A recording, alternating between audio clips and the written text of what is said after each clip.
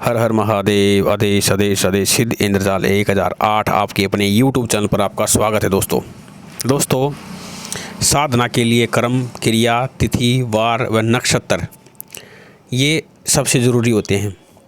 अगर आप तंत्र क्रिया कर रहे हैं, तंत्र क्रिया सीखना चाहते हैं, तो उसके लिए तंत्र मंत्र ज्ञान आप अपने गुरु से प्राप्त जरूर करें। तंत्र शास्त्र में 6 प्रकार के कर्म कहे गए हैं: शांतिकरण, वशीकरण, स्तंभन, विद्वेषण, उच्चाटन, मारण। इनकी संख्या 6 है। और मतलब कौन कौन से कर्म होते हैं थोड़ा सा डिटेल से बताता हूँ। शांतिकरण जिस काम को करने से रोग, कृत्या, ग्रह आदि दोष के दूर हो जाते हैं, वो शांतिकरण कहलाता है। वशीकरण जिस कृत्य के द्वारा स्त्री पुरुष, राज्य, भृत्य, पशु, प्रेत, देव, भूत आदि को वश में कर लिया जाए, वह वशीकरण कहलाता है। स्तंभन का मतलब क्या होता है? रोकना। जिस काम को करने से किसी को रोका जा सके उसको स्तंभन कहते हैं। और विद्वेषण क्या होता है? जिस कृत्य के द्वारा मित्र भावना उपरंत प्राणियों की परस्पर प्रेम समाप्त कर दिया जाए, मित्र भावना समाप्त कर दी जाए, उसे विद्वेषण कहते हैं। उच्चाटन एक ऐसा है, जैसे हम बोलते हैं ना देहाती भाषा में उचाटी हो गई, तो उसी प्रकार है। उच्चाटन का मतलब है व्यक्ति एक स्थान से दूसरे स्थान पर चला जाए, एक स्थान पर उसका दिल ना लगे, इसको उच्चाटन कहते हैं। मारण का आपको पता ही है। अगर किसी व्यक्ति को मारना है या उसको नुकसान पहुंचाना है, तो किसी देवताओं के द्वारा वो करना है, तो या काला जादू कराना है, तो मारण कर्म कहलाता है। देव पूज कि कौन से कर्म की किस देवी का जप करना चाहिए, कौन सी उनकी इष्ट देवी होती है, किस कर्म की कौन सी देवी उपयुक्त होती है। शांति कर्म के लिए रति, कामदेव की पत्नी, उपयुक्त मानी गई है साधना के लिए। वशीकरण के लिए सरस्वती माता, स्तंभन के लिए लक्ष्मी माता, विद्वेषण के लिए ज्येष्ठा, उच्चाटन के लिए दुर्गा, मारण के लिए भद्रकाली। अब जब आप इन कामों को कर रहे होंगे तब दिशा का भी आपको पता होना चाहिए, किस दिशा में क्या करना है। शांतिकरण के लिए ईशान कोण, वशीकरण के लिए उत्तर दिशा, स्तंभन के लिए पूर्व दिशा, विद्वेषण के लिए नृत्य दिशा, और उच्चाटन के लिए बाह्य दिशा, मारण के लिए आग्नेय दिशा।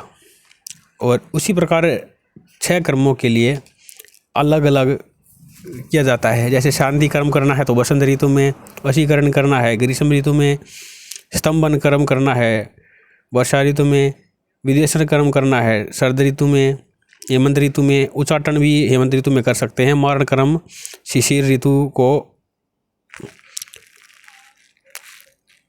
शुरुआत में करते हैं। 2.5 घड़ी का 1 घंटा होता है तथा 60 घड़ी का 1 दिन होता है। हर ऋतु अलग अलग भोग में 4 वर्णों में विभाजित होती है।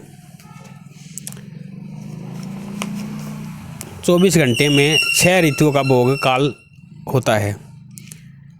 ऋतुओं का क्रम आसानी से जानने के लिए बसंत जो ऋतु है वो मैं ये पूरा डिटेल से बताना चाहूँगा मैं आप लोगों को। सूर्योदय से लेकर 4 घंटे तक बसंत ऋतु, फिर 4 घंटे तक क्रम से ग्रीष्म ऋतु, फिर शरद ऋतु, फिर सूर्य उदय प्रातः 6 बजे माना गया है। ऋतुओं का भोग जो होता है, मतलब जो ऋतुएं होती हैं वह किस प्रकार होती हैं वो बताता हूँ आपको। बसंत ऋतु 6 से 10 बजे तक, ग्रीष्म ऋतु 10 से 2 बजे तक, वर्षा ऋतु 2 से 6 बजे तक, शरद ऋतु 6 से 10 बजे तक, हेमंत ऋतु 10 से 2 बजे तक, शिशिर 2 से 6 बजे तक प्रातः। और इसमें दिन के पूर्व भाग में वसंत ऋतु, दिन के मध्य भाग में ग्रीष्म ऋतु, अपराह्न में वर्षा ऋतु, संध्या काल में शिशिर ऋतु, अर्धरात्रि में शरद ऋतु, उषा काल में हेमंत ऋतु, हेमंत ऋतु में शांतिकरम, वसंत ऋतु में वशीकरण, शिशिर ऋतु में स्तंभनकरम और ग्रीष्म ऋतु में विद्वेषणकरम, वर्षा ऋतु में उच्चाटन तथा शरद ऋतु में मारणकरम उचित माना गया है। तिथि और वार। शांतिकरम के लिए द्वितीया, तृतीया, पंचमी, सप्तमी तिथि तथा बुधवार, बृहस्पतिवार, शुक्रवार तथा सोमवार प्रस्त कहे गए हैं। शांतिकरम के लिए तिथि किसी भी प्रकार का कोई वार उदय होता है उसके हिसाब से आप क्रिया कर सकते हैं। वशीकरण के लिए दशमी, एकादशी, अमावस्या, नवमी, प्रतिपदा तिथि उपयुक्त मानी गई हैं। रविवार का दिन और शुक्रवार का दिन अच्छा माना गया है। स्तंभन के लिए बुधवार और सोमवार, पंचमी तिथि, दशमी अथवा पूर्णिमा भी मानी गई है। विधिवेशन के लिए शनिवार, रविवार, पूर्णिमा श्रेष्ठ मानी गई है। उच्चाटन के लिए षष्ठी, चतुर्दशी, अष्टमी, प्रसोद काल के लिए श्रेष्ठ मानी गई है। मारण के लिए चतुर्थी, अष्टमी, अमावस्या तिथि, शनि, मंगल और रवि उपयुक्त माने गए हैं। कर्मों के काल। नक्षत्र। समस्त नक्षत्र निम्नलिखित 4 मंडलों में उपयुक्त माने जाते हैं। महेंद्र मंडल, ज्येष्ठ, आषाढ़, अनुराधा और रोहिणी।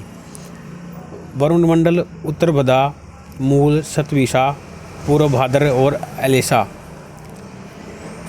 विंग मंडल, स्वाति, हस्त, मार्गशीर्षा, चित्रा, उत्तरा, फागुनी, पुष्य और पुनर्वस। वायुमंडल, अश्विनी, भरणी, आद्र, घनिष्ठा, श्रवण, माघ, विशाखा, कृत्तिका, फागुनी और रेवती।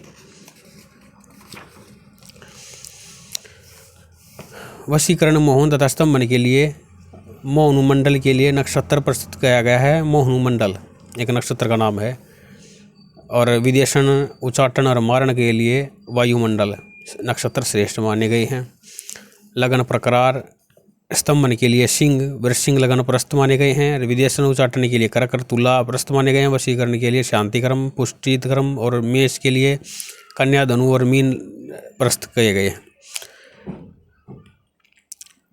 और जो हम आपको बता रहे हैं वह बिना किसी गुरु की आज्ञा के आप ना करें, नहीं तो आपको हानि हो सकती है। दोस्तों, जिसने भी आपके अपने YouTube चैनल को सब्सक्राइब नहीं किया है, सब्सक्राइब कर दे।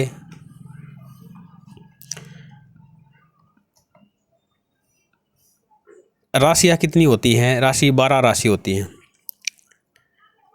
और 9 नक्षत्र होते हैं। 9 नक्षत्र जैसे रवि, चंद्र, मंगल, बुध, बृहस्पति, शुक्र, शनि, राहु, केतु, पृथ्वी, इनको 9 ग्रह माना गया है।